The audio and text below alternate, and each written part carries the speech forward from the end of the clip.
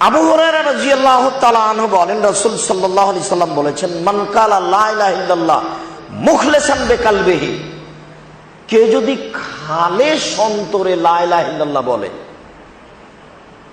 ঈমান সহকারে লা ইলাহা ইল্লাল্লাহ বলে, তাহলে সে জান্নাতে চলে গেছে।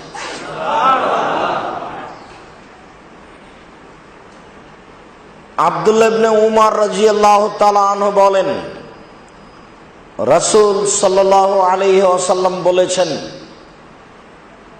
ইযা কালাল মুআজ্জিন আল্লাহু আকবার, মুয়াজ্জিন বলল আল্লাহু আকবার, ওয়া কালা আহাদুকুম আল্লাহু আকবার, তোমাদেরও কোনো ব্যক্তি বলল আল্লাহু আকবার, মুয়াজ্জিন বলল আশহাদু আল্লা ইলাহা ইল্লাল্লাহ, তোমাদেরও কোনো ব্যক্তি বলল আশহাদু আল্লা ইলাহা ইল্লাল্লাহ, মুয়াজ্জিন বলল আশহাদু আন্না মুহাম্মাদুর রাসূলুল্লাহ, তো তোমাদের কোনো ব্যক্তি বলল আশহাদু আন্না মুহাম্মাদুর রাসূলুল্লাহ, মুয়াজ্জিন বলল হাইয়া আলাস সালাহ, তোমাদের কোনো ব্যক্তি বলল লা হাওলা ওয়ালা কুওয়াতা ইল্লা বিল্লাহ, মুয়াজ্জিন বলল হাইয়া আলাল ফালাহ, তো তোমাদের কোনো ব্যক্তি বলল লা হাওলা ওয়ালা কুওয়াতা ইল্লা বিল্লাহ, মুয়াজ্জিন বলল আল্লাহু আকবার আল্লাহু আকবার, তোমাদের কোনো ব্যক্তি বলল আল্লাহু আকবার আল্লাহু আকবার, মুয়াজ্জিন বলল লা ইলাহা ইল্লাল্লাহ, তোমাদের কোনো ব্যক্তি বলল লা ইলাহা ইল্লাল্লাহ মিন কালবিহি, অন্তর থেকে ঈমান সহকারে ফাদাখালাল জান্নাহ, তাহলে জান্নাতে চলে গেছে। এই লম্বা আলোচনাটার আলোচনা হলো শেষ বাক্যটা। আল্লাহর নবী শুধু যদি বলতেন যে মুয়াজ্জিন বলল লা ইলাহা ইল্লাল্লাহ, তো তোমাদের কোনো ব্যক্তি বলল লা ইলাহা ইল্লাল্লাহ, তাহলে জান্নাতে চলে গেল, কিন্তু তাহলে সহজ হতো, কিন্তু এইভাবে বললেন না। তিনি বলছেন মিন কালবিহি, ঈমান সহকারে বলল, অন্তর থেকে বলল, ঈমান সহকারে মুয়াজ্জিনের উত্তর দিতে থাকলো, তাহলে জান্নাতে চলে গেছে। আমি যে ভালো করে বুঝাতে পারলাম না?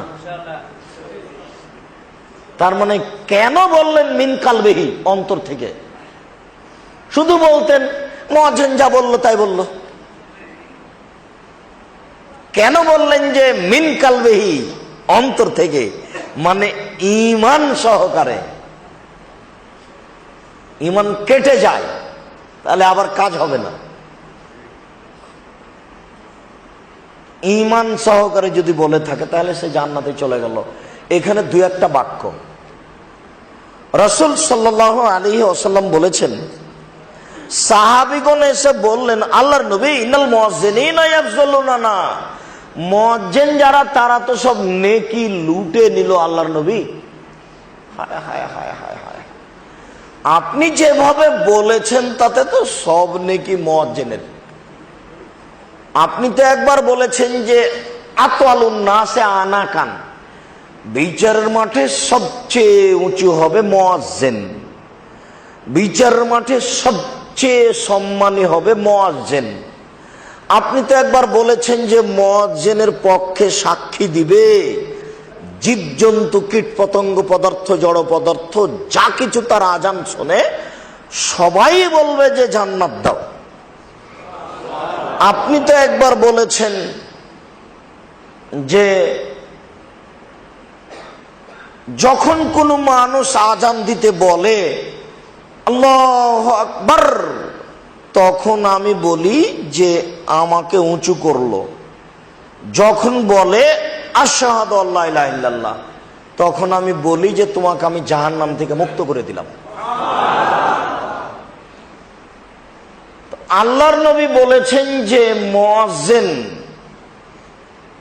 এত এত এত এত নেকি পায়, তো সবই তো তারা নিল, তো আমরা কি পেলাম?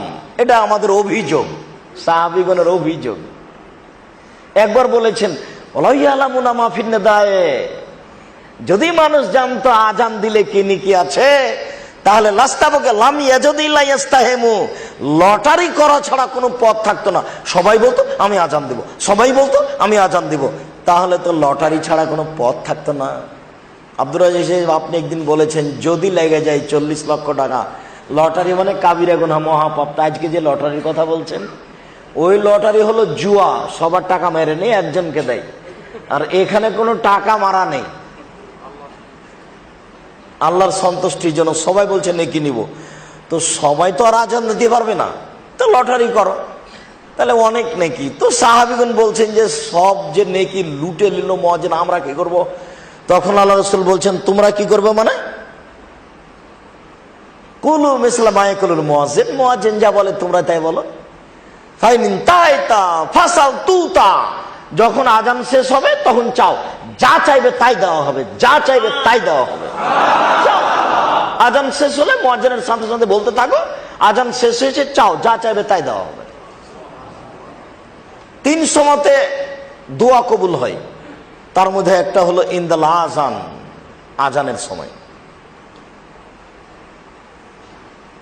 আর একটা হলো যুদ্ধ যখন শুরু হয় তখন, আর এটা হলো বৃষ্টির সময়।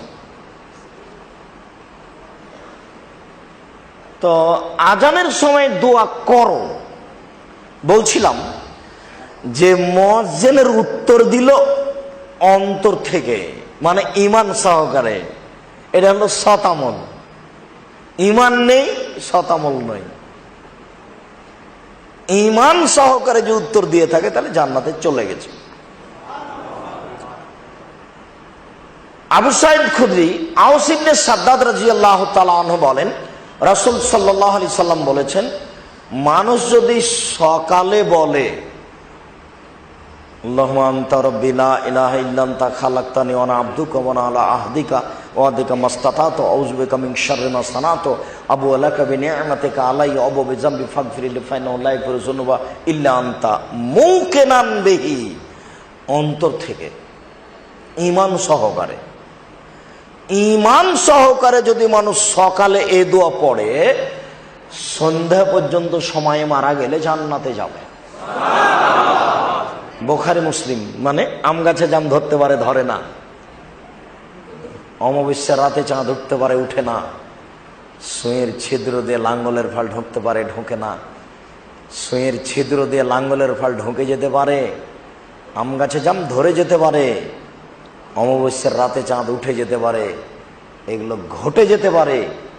কিন্তু আমি যেই কথা বলছি এতে সন্দেহ আছে বলে কিয়ামত পর্যন্ত চেষ্টা করলে সরিষা ঢোকানো যাবে না। যা বলছি তাই থাকবে ইনশাআল্লাহ। তার নাম হলো বুখারী মুসলিম।